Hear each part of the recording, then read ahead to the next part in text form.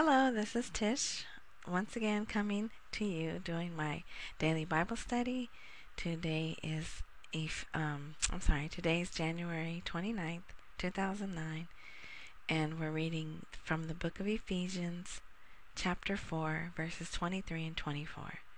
And the King James Version reads as follows: "And be renewed in the spirit of your mind, and that ye put on the new man, which after God is created in righteousness and true holiness." And the NIV version reads, "To be made new in the attitude of your minds, and to put on the new self, created to be like God in true righteousness and holiness." And you can see verse 23 is obviously finishing or connected to the verse before it, as it starts with "and." But again, in following our theme of being a Christian is a lifelong thing. It's a process of continual growth and renewing and trying to live Christ-like. And that's what it says here, to put on the new self that's created to be like, not to be God, but to be like God in righteousness and holiness. It's just another reminder that we have to remind ourselves, okay, I no longer do, XYZ, whatever that is, and now I'm choosing to live this way.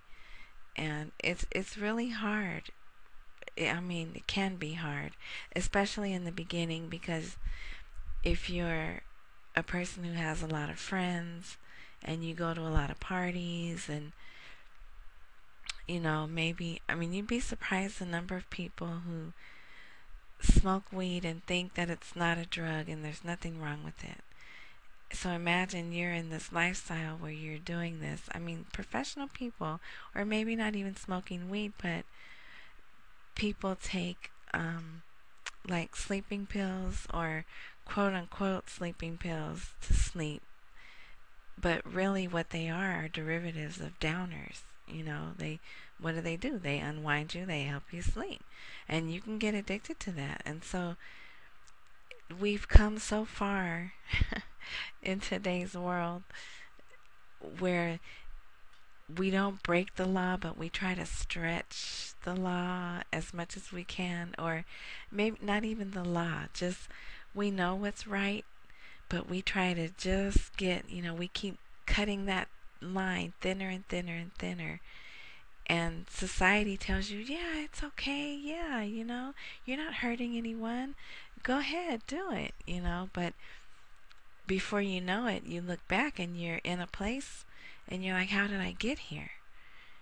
And so when you give your life to Christ, you have to really listen to that little voice that says, I don't know, maybe you shouldn't do that, or yeah, I know you want to drink that, or I know you want to eat that, but I don't know, maybe you shouldn't do that, or yeah, I know your friend's wife is flirting with you, and but maybe you should tell her, look, I'm not going to do that anymore, I've changed. If you don't feel comfortable saying I've given my life to Christ right away, just say, I don't want to do that anymore. I don't know. It's hard, and everyone struggles with different things. This part right here isn't really hard for me because I've always been one who was by myself. I never caved into peer pressure, but I had other things I had to work. My father was an alcoholic. I was a latchkey kid, so I have like intimacy issues. I don't really get close to people, and I'm still really not certain why. I know that this is an issue for me. So see, everyone has their own little battles.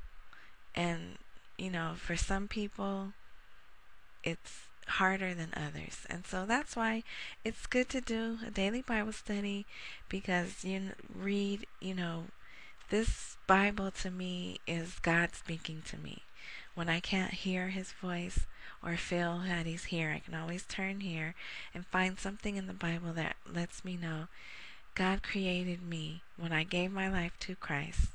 He created me to be righteous and true, and to want to do the right thing, and to want to be honest. And um, it usually helps me, you know.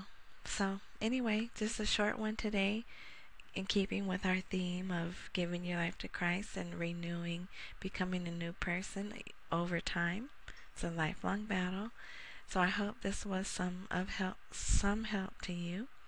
And again, I do this just because I do a daily Bible study anyway, and I had an idea to do a podcast for maybe a person who's too busy to do it or wouldn't normally pick up a Bible and follow, but they will download and listen. All right, bless and be blessed, and tune in tomorrow.